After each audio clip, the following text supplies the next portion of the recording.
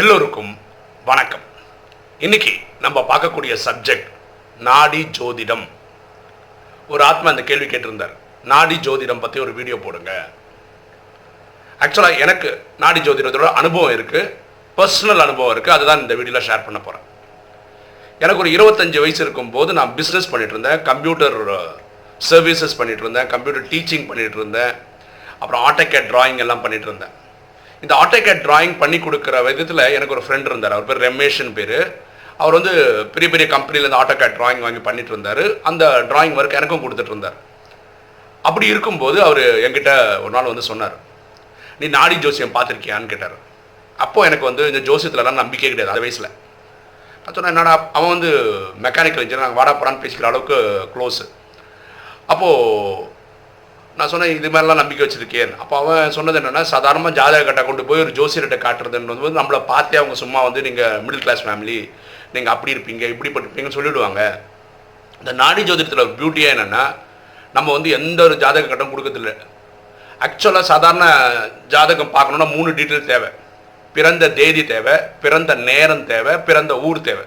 இதை 3ஐயும் போட்டு தான் இந்த வேதிக் அஸ்ட்ராலஜியில் இந்த கட்டமே உருவாக்க முடியும், சொல்ல முடியும். இந்த நாடி ஜோதிடத்தில் ரொம்ப முக்கியமான விஷயம் வந்து இந்த தம்ப் இம்ப்ரெஷன் தான். இந்த தம்ப் இம்ப்ரெஷன் கொடுத்தா போதும். நம்மளை பற்றி ரிஷிகள் முனிகள் நம்மளை பற்றி எழுதி வச்சுருக்கிறாங்க, நம்ம பல பிறவிகளை பற்றி எழுதி வச்சுருக்காங்க. நம்ம வயசில் நம்ம காலகட்டத்தில் கரெக்டான அந்த வயசில் போய் அந்த நாடி ஜோதிட ஓலையை பார்ப்போம் அப்படின்னு இருக்குது.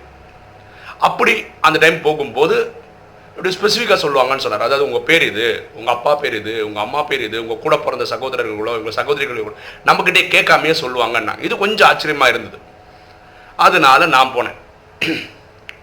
நான் போய் பார்க்கும்போது தம்பி இம்ப்ரெஷன் வாங்கி நான் என் ஃப்ரெண்டு வந்தார், கூட வந்தார். அப்போது அவங்க கேட்பாங்க, உங்கள் பேர் இப்படி ஆரம்பிக்குமா, வல்லினத்தில் ஆரம்பிக்குமா, இடையினத்தில் ஆரம்பிக்கணுமா, அப்படிலாம் ஒரு இதெல்லாம் கேட்டுட்டு கடைசி அதை ஃப்ரீஸ் பண்ணிட்டாங்க. இதில் ரொம்ப ஆச்சரியம்னா, என் பேர் வந்து ஃபுல் பேர் வந்து பிரேமானந்தன், அப்பா பேர் நாராயணன், அம்மா பேர் நாராயணி. இதெல்லாம் அடிச்சு விட்டான், டான்னு சொல்லிட்டாங்க.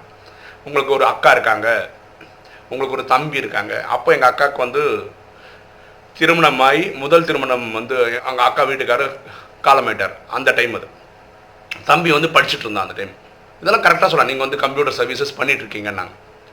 எல்லாம் கரெக்டாக சொன்னவங்க டேட் ஆஃப் பர்த் மட்டும் தப்பாக சொன்னாங்க. என்னோடய டேட் ஆஃப் பர்த் வந்து 18/4/72 ஆஸ் பர் ரெக்கார்ட்ஸ்.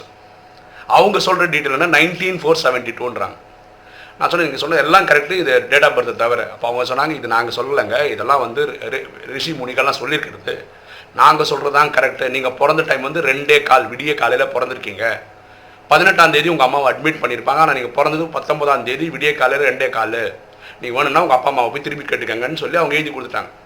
அந்த இதில் நான் 25 வயசில் பார்க்கும்போது அவங்க என்ன அந்த ஓலையிலே சொல்லிட்டே வந்தது என்னென்னா, 38-39 அந்த 40 வயசு காலகட்டத்தில் நீங்கள் பொருளாதாரத்தில் அப்படி ஒரு வீழ்ச்சி அடைஞ்சு நெடு ரோட்டுக்கு வந்துடுவீங்க அப்படின்னா. இதுக்கு முக்கியமான அந்த ஓலை ஃபுல்லாக என்ன வரும்னா, நண்பர்களோட ஜாக்கிரதையாக இருக்கணும், நண்பர்களோட ஜாக்கிரதையாக இருக்கணும், நிறைய இடத்துல வரும். எனக்கு புரியவே இல்லை. இப்போ நண்பர்கள்ன்றதுக்கு நண்பர்கள் தானே, அவங்கக்கிட்ட என்ன ஜாக்கிரதையாக இருக்க வேண்டியது, அப்படி தான் நான் புரிஞ்சுக்கிட்டேன். சொன்ன மாதிரி கரெக்டாக அந்த 30-40 வயசில் இந்த பிஸ்னஸ் அடினா எழுந்திக்கவே இல்லை. நான் 5 கார் வச்சுருந்தேன். ஒரு கார் எங்கள் அப்பா எனக்கு வாங்கி கொடுத்தது, ஒரு ஸ்கார்பியோ நான் வாங்கினது, ஒரு பெட்ரோல் இண்டிகா நான் வாங்கினது. இந்த 2 காரும் கொடுக்க வேண்டிய நிலைமை வரும்போது 2 அந்த லீஸ்க்கு எடுப்பாங்களா அந்த மாதிரி ஒரு கார் வச்சுருந்தேன். அது ஒரு அகைன் பெட்ரோல் டீசல் இண்டிகா வச்சுருந்தேன். ஒரு ஃபியட் கார் வச்சுருந்தேன். இந்த 4ஐயும் கொடுத்துட்டேன். நான் வாங்கின ஒரு ப்ராப்பர்ட்டியை விற்றேன், ஒய்ஃபோட நகையெல்லாம் விற்றேன். எல்லாம் விற்று ஸ்ட்ரீட்டுக்கு வந்தாச்சு. பியூட்டி என்னென்னா, 25 வயசுலேயே தெரியும் இப்படி ஒன்று நடக்க போகுதுன்னு. ஆனால் நம்மளால் தடுத்து நிறுத்தவே முடியல. ஆனால் அதே ஓலையில் என்ன சொன்னாங்கன்னா, உங்களுக்கு வந்து எல்லா த்ரூ அவுட் யுவர் லைஃப் வந்து ஈஸ்வரனோட கடாட்சம் இருக்குது, உங்களை யாரும் ஒன்றும் பண்ணிட முடியாது. இதை நான் அனுபவம் பண்ணுறேன். அந்த டைமில் 25 வயசில் எனக்கு எந்த பிரச்சனையும் கிடையாது. அப்போ என்ன சொன்னால், நீங்கள் நிறைய கோர்ட் கேஸ் பார்ப்பீங்க. எனக்கு இன்றைக்கி வரைக்கும் 200-300 வக்கீல் நோட்டீஸ் வந்திருக்கு, எல்லாம் இந்த கிரெடிட் கார்டு ப்ராப்ளத்துக்காக. டச்சோடு இது வரைக்கும் நான் வந்து ஒரு கோர்ட்டுக்கோ அந்த மாதிரிலாம் ஏற வேண்டிய அவசியம் கடவுள் புண்ணியத்தில் வந்ததே கிடையாது. அப்புறம் அதே ஓலையில் என்ன போட்டிருந்தாங்கன்னா, இந்த 46-48 அந்த வயசுக்குள்ளே நீங்கள் வந்து காலத்தின் மிகைதன அதிபனாவீர் அப்படின்னு போட்டிருந்தது. அதாவது அந்த டைமில் நீங்கள் பெரிய பணக்காரனாக ஆகிடுவீங்க, அதாவது உங்கள் பிரச்சனைலாம் சால்வ் ஆகிடும்னு போட்டிருந்தது. அப்போது நம்ம எதுக்கு பார்க்குறோன்னா, கடந்த வாழ்க்கையை தெரிஞ்சுக்கிறதுல யாருக்குமே பெரிய இன்ட்ரெஸ்ட்லாம் கிடையாது. இனிமேல் வரக்கூடிய வாழ்க்கை என்ன இருக்குன்றதுக்கு தான் நம்ம பார்க்குறோம். என்னை பொறுத்த வரைக்காவது அது ரொம்ப பர்ஃபெக்டாக இருந்திருக்கு. 25 வயசுலேருந்து இப்போ நான் 46 வயசு ஆகுது. இன்றைக்கி வரைக்கும் அது ரொம்ப கரெக்டாகவே இருந்தது. எனக்கு சொன்ன அடி வந்திருக்கு, சொன்ன மாதிரி நண்பர்கள் வழியாக தான் லாஸ் வந்திருக்கு. அப்புறம் நான் தெரிஞ்சு இருந்தும் அதை தவிர்க்க முடியாது. அதுதான் நம்ம டெஸ்டினின்னு சொல்கிறோம், விதின்னு சொல்கிறோம். ஓகேவா? என்னோடய லைஃப் இப்படி தான் இருந்திருக்கு. என்கிட்ட வெறும் தம்பி இம்ப்ரெஷன் தான் வாங்கினாங்க. அங்கே கிணக்கு கேட்பாங்களோ அந்த கேள்விக்கு வந்து அவங்க தப்பாக சொன்னால் தப்புங்கன்னு சொன்னால் போதும், நீங்கள் டீட்டெயிலாம் நீங்கள் சொல்ல தேவையில்லை. இது வந்து அதை பொறுத்தன ஒரு விஷயம். அவங்க இது கூட சொன்னாங்க, நிறைய பரிகாரம் பண்ண சொன்னாங்க. அப்போது இந்த கோயிலுக்கு போங்க, அந்த கோயிலுக்கு போங்க, ஒரு 6-7 கோயிலுக்கு சொன்னாங்க. அப்புறம் அந்த நாடி ஜோசியம் பார்த்து சொன்னவங்களுக்கு தட்சிணையாக வைக்க சொன்னாங்க. இதெல்லாம் நான் பண்ணேன். இருந்தாலும் இந்த நடக்க வேண்டியதெல்லாம் நடந்தது. அதான் கர்ம கணக்குன்னு சொல்கிறோம். வேற ஒரு சுவாரஸ்யமான விஷயம் சொல்ல போனால், எங்கள் அப்பா இதை சொன்னோன்னே எங்கள் அப்பா யாரும் நம்ப மாட்டாங்க. ஏன்னா தம்பி இம்ப்ரெஷன் வச்சு எல்லா ஜாதகம் சொல்லுவாங்கன்னு நம்ப மாட்டாங்க. எங்கள் அப்பா கூட்டிகிட்டு போனேன். எங்கள் அப்பாவுக்கு ஓலையே கிடைக்கல. சொன்னல இது ஃப்ராட்ரா அப்படின்னு எங்கள் அப்பா சொன்னார்.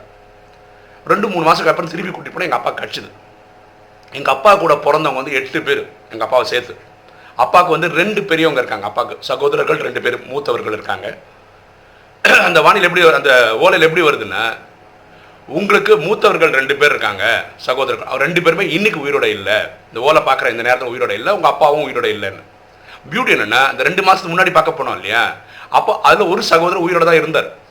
அப்போ அந்த ஓலையில் இருக்கிற அந்த சென்டென்ஸ் வராதில்ல, அதனால அந்த 2 மாதம் பார்க்க முடியாமல் அப்புறம் பார்க்கும்போது வந்திருக்கு. அப்போது நீங்கள் என்னைக்கு பார்ப்பீங்கன்னு இருக்கும். நான் 25 வயசு தான் பார்ப்பேன்னு இருக்கும். ஃபார் எக்ஸாம்பிள் இந்த வீடியோ நான் போடுறது வந்து இன்றைக்கி தான் போடணும்னு இருக்கும். அப்போது அதே மாதிரி வேற ஒரு நண்பர் இருந்தார். அவர் கம்பெனி வச்சுருக்கார் சொந்தமாக. அவர் என்ன சொன்னார், இந்த ஓலையை வச்சு கேட்கும்போது உங்கள் பேர் சொல்லுங்கள், அது சொல்லுங்கள், இதை சொல்லுங்கள், கிட்டத்தட்ட ஒரு மாதிரி மெஸ்மரைஸ் பண்ணி நம்மகிட்ட எல்லா டீட்டெயிலும் வாங்கிடுறாங்க. அதை வச்சு தான் அவங்க சொல்கிறாங்கன்னு நான் சொன்னேன், உங்களுக்கு நம்பிக்கை தான் வாங்க, இல்லைனா விட்டுடுங்க. ஏன்னா பாருங்களா, ஒரு தம்பி இம்ப்ரெஷன் வச்சு யாரால் என் அப்பா பேர் நாராயணன், அம்மா பேர் நாராயணன்லாம் சொல்ல முடியும்? நம்ம எங்கே வாய் திறந்து சொல்கிறதே கிடையாது, எங்குமே அந்த இதில் சொல்ல வேண்டிய அவசியமும் கிடையாது. அது மாதிரி இந்த 18/4/72 ரெக்கார்ட்ஸ் படி 25 வயசு வரைக்கும் பர்த்டே அப்படி தான் கொண்டாடிருக்கேன். 29லேருந்து நான் 2 பர்த்டே கொண்டாடுவேன். 18 வந்து ரெக்கார்டு படி கொண்டாடுவோம், 19ஆம் தேதி ஒரிஜினல்னு சொல்லி கொண்டாடுவோம். அப்படி கொண்டாடிட்டு இருக்கேன். அப்போ அவரை கூட்டிகிட்டு போனேன். அவருக்கு வந்து ஃபஸ்ட்டு ஓலை, ஃபஸ்ட்டு ஒரு கட்டு எடுத்தாங்க, ஃபஸ்ட்டு ஓலை அவருக்கு தான். அவருக்கு அப்படி நடந்தது. ஓகேவா?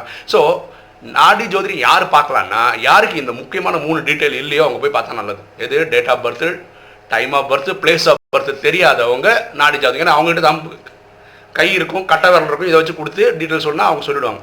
தெரியாததுக்கு தெரியாதுன்னு சொல்ல, டேட் தெரியாது, பிறந்த டேட் தெரியாது, டைம் தெரியாதுன்னு சொன்னீங்கன்னாவே அவங்க கரெக்டாக ஃப்ரீஸ் பண்ணி உங்களுக்கு ஜாதகத்தை கொடுத்துருவாங்க. ஓகேவா? இப்போது நம்ம வர விஷயத்துக்கு என்ன, ராஜயோகம் ப்ராக்டிஸ் பண்ணுறவங்க இந்த ஜோசியம் பக்கமே போக வேண்டிய அவசியம் கிடையாது. இந்த ஜோசியத்தில் பார்த்தீங்கன்னா அந்த 12 கட்டம் இருக்குங்க. ஓகேவா? சூரியன் வந்து பூமி வந்து சூரியன் சுற்றி 24 மணி நேரம். ஸோ 12 கட்டத்தில் 2 மணி நேரம் சூரியன் இருக்கிற மாதிரி வரும். இந்த பிறந்த நேரம்னு கேட்குறது எதுக்குன்னா, எந்த பாக்ஸில் அந்த இது இருக்கோ அதை லக்னம்னு போடுவாங்க, லா, அதுதான் நமக்கு ஃபர்ஸ்ட் ஹவுஸ். அதுலேருந்து 5th ஹவுஸ் வர்றது தான் பூர்வ புண்ணிய ஸ்தானம்னு சொல்கிறாங்க. அதாவது நம்ம இந்த பிறவியே போன பிறவிகளின் இதுதான் மொத்தம்தான், பாவ புண்ணியத்தோட கணக்கு தான் இந்த பிறவி. அப்போ 5th ஹவுஸ் அதுதான் சொல்லுது. ஓகேவா? ஏன் ராஜயோகம் பண்ணுறவங்க வந்து ஜாதகத்தை, நம்ம ஜாதகம் பியோர் சயின்ஸுங்க, பியோர் சயின்ஸு, அதில் நிறைய பாசிபிலிட்டிஸ் இருக்குது. அப்படி இருக்கும்போது எல்லா பாசிபிலிட்டியும் ஒரு ஜோசியரால் சொல்லவே முடியாது. ஒரு 10 விஷயம் இப்படி சொல்லணும்னா ஒரு 10 விஷயம் இப்படி இருந்திருக்கும், அது சொல்லவே முடியாது அவரால். அப்போ இந்த 10 நடக்கும்போது இந்த 10 நடக்குது அவர் சொல்லாதனால ஜோசியம் தப்புன்னு புரிஞ்சுக்கிறாங்க. ஆனால் ஜோசியம் சயின்ஸ் பர்ஃபெக்ட். அப்போது நான் ஏன் பார்க்க வேணான்னு சொல்கிறேன்னா, இந்த வாழும்போது நம்ம என்ன பண்ணுறோன்னா 5 விகாரங்கள் பண்ணி வாழ்ந்துடுறோம். நான் சொல்கிறது ராஜ்யமாக கூட்டுருங்க பொதுவாகவே. அப்போ என்ன ஆகிடுதுன்னா, யாருமே அவங்க பண்ண பாவத்தை பரிகாரம் ஒன்றும் பண்ணவே முடியாது. சும்மா கோயிலில் போய் பண்ண அந்த டைமுக்கு அது டெம்பரரியாக இருக்குமே தவிர சரியாகாது. ஆனால் ராஜயோகத்தில் மட்டும்தான் ஆத்மாவின் தந்தை பரமாத்மா நினைவு பண்ணும்போது பாவம் எரிக்கப்படுறதுனால, உங்களுடைய சன்ஸ்காரில் இருந்த 63 ஜென்ம பாவம் எரிக்கப்படுறதுனால உங்களோட ஜாதக கட்டமே மாறுது. அது பரமாத்மா மாற்றிடுறாரு.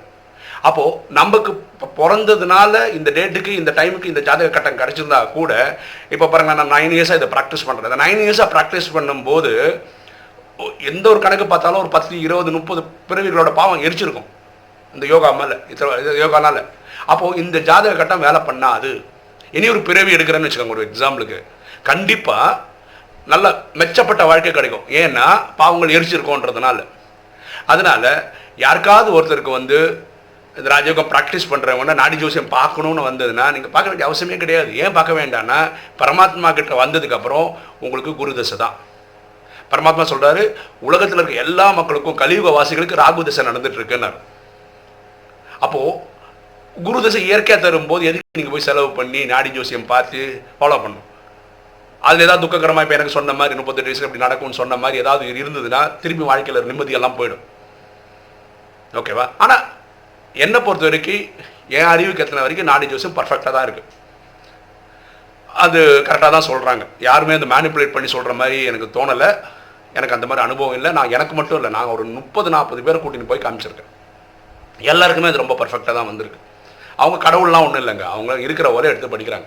ஒரு அந்த பிரதர் என்ன கேட்டார்னா, இந்த ரிஷி முனிவரில் எப்படி ஃபியூச்சர்லாம் சொல்கிறாங்கன்னு அது எனக்கும் தெரியாது. அவங்க கனெக்ஷனில் போய் எப்படியா கனெக்ட் பண்ணி வாங்கியிருக்கிறாங்க, அவ்வளோதான் நமக்கு தெரியும். ஸோ பல விஷயங்கள் ட்ராமாவில் இனியும் சஸ்பென்ஸ் தாங்க. எல்லா விஷயத்துக்கும் எனக்கு ஆன்சர் தெரியுன்றது கிடையாது. நாடி ஜோசியம் பர்சனல் எக்ஸ்பீரியன்ஸ் இருக்குது, நான் பார்த்துருக்கிறேன், நான் நிறைய பேரை பார்க்க வச்சுருக்கேன், நிறைய பேர் கூட நான் போயிருக்கிறேன், அந்த அனுபவம் இருக்குது. இந்த ஜோசியமே இல்லாதவங்க, ஜாதகமே இல்லாதவங்க இதை ட்ரை பண்ணலாம், நல்லா கரெக்டாகவும் சொல்கிறாங்க. இது யார் அதிகமாக பண்ணுறாங்கன்னா, இப்போ கல்யாணம் பண்ணுறாங்கன்னு வச்சுக்கோ, ஒரு பொண்ணு வந்து ஒருத்தனோட அஃபேரில் இருக்காங்கன்னு வச்சுக்கோங்களேன், அந்த கல்யாணம் பண்ணுறாங்க, வீட்டுக்காரங்க வந்து இல்லை வெளியே பார்த்து தான் கல்யாணம் பண்ணணும்னு நினைக்கிறாங்கன்னு வச்சுக்கோங்களேன். பொண்ணோட இன்ட்ரெஸ்ட்டுக்கு போகிறதா இல்லை நம்ம இன்ட்ரெஸ்ட்டுக்கு போகிறதான்ற சமயத்தில் வரும்போது அந்த பொண்ணு கொண்டு போய் நாடி ஜோசியம் பார்க்குறாங்க. அப்போ அதில் வந்துடும் ஃப்யூச்சரில் இப்படிலாம் வாழ்வீங்க அப்படின்னு வரும். அப்போது அப்பா அம்மா பார்த்த கணவரை கல்யாணம் பண்ணிப்பீங்க அப்படி, ஏன்னா என்ன நடக்க போகுதுன்னு. அப்போ அந்த பொண்ணு அந்த கால் எடுத்தால் நல்லது, அப்படி தான் போகுது. இல்லை இப்படி போனால் வேறு மாதிரி போகுதுன்னா வேறு மாதிரி லைஃப் போயிடும். ஸோ அவங்கவுங்க முடிவு பண்ணிக்கணும், இது நம்புறது இல்லையான்னு. என்னோட அனுபவத்தில் நாடி ஜோசியம் பர்ஃபெக்ட். ஓகேவா?